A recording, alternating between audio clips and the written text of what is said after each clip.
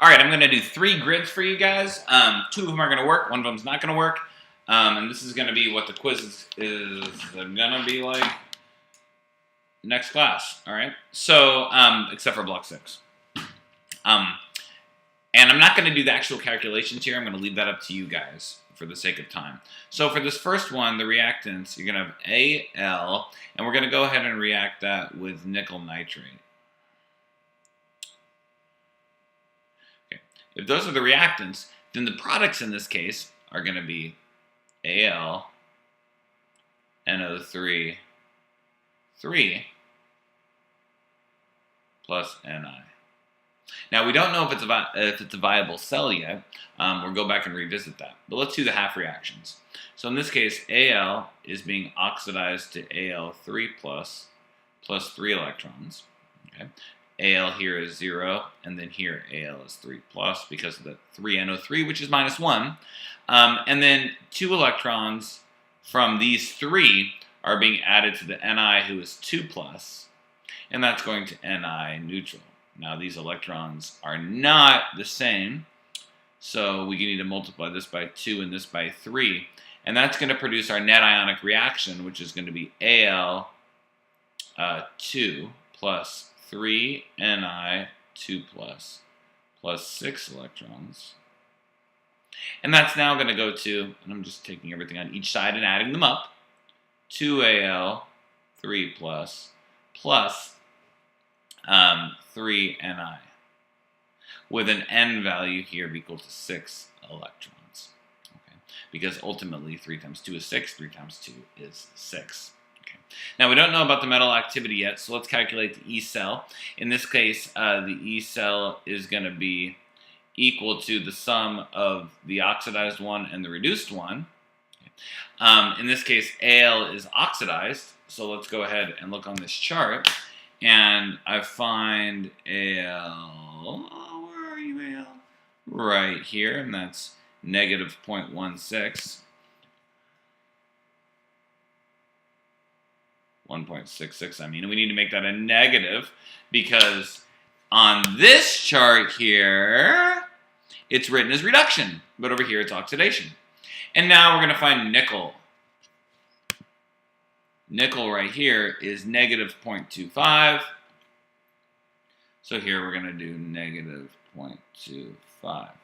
And we're going to add them up. So that's going to be 1.66 plus a negative 0.25. So I'm going to go to my calculator here because I'm not smart. And I go 1.66 minus, what is nickel again? 0.25. And I get 1.41. So E cell here is positive, so it is a viable cell, and that makes Al, in this case, more active than Ni. Okay. Let's go ahead and do the delta G here. We know that delta G is equal to negative NFE, and we know that that's equal to negative N, which is 6 electrons, multiplied by F, which is 96,500, multiplied by E, which in this case is 1.41.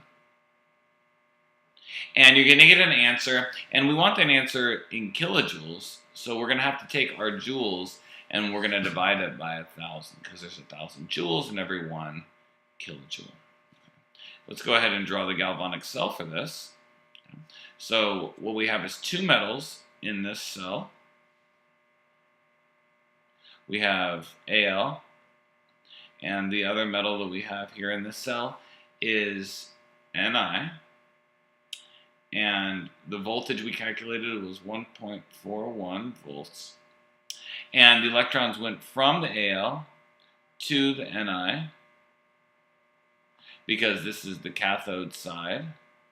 Cathode is the catcher of electrons, and this is the anode side. And the Al, if it's a standard cell, is dipped in a 1 molar solution of Al. In this case, that's this,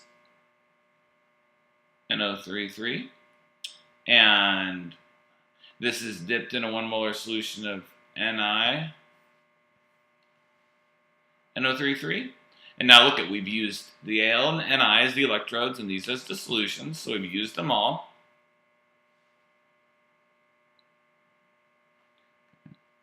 Now, the electrons need to get back in this direction here, so we need to add a salt bridge.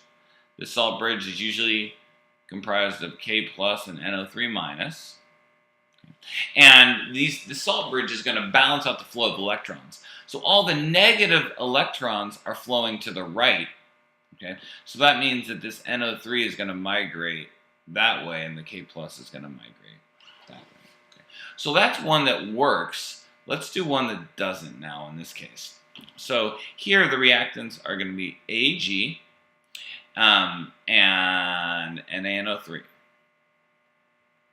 And the products here then would be AgNO3 plus Na. We don't know if it's a viable cell, so let's do the half reactions. Ag. Now there's only one NO3 here, so this is plus 1, so it's only going to lose 1 electron. And this is Na. Plus 1 here, so it's going to gain 1 electron. We don't need to balance these half reactions, so that's just going to be Ag plus Na plus goes to Ag plus Na. Okay, much like that one there. Okay. We don't know the metal activity yet, so let's do the E cell. So that's going to be equal to the oxidation plus the reduction.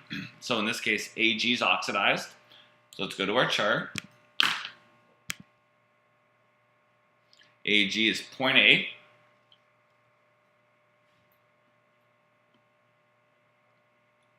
But it's oxidized, so we flip it because on the chart, you see here, it's really important you get this, it's written in its reduction form.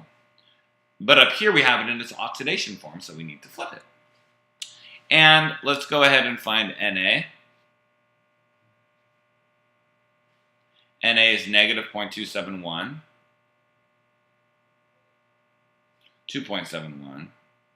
So what we have is negative 2.71 plus a negative 0.8. So this is going to be negative 3.51 volts. So we have a negative voltage, so it's not a viable cell.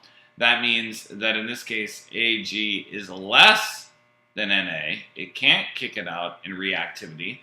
We're going to get a negative 1 here multiplied by 96,500 multiplied here by negative 3.51 volts divided by 1,000. We're going to get our kilojoules, whereas this value up here is negative. That's a thermodynamically favorable cell, a spontaneous cell. This one is not. So you would never make a galvanic cell out of that.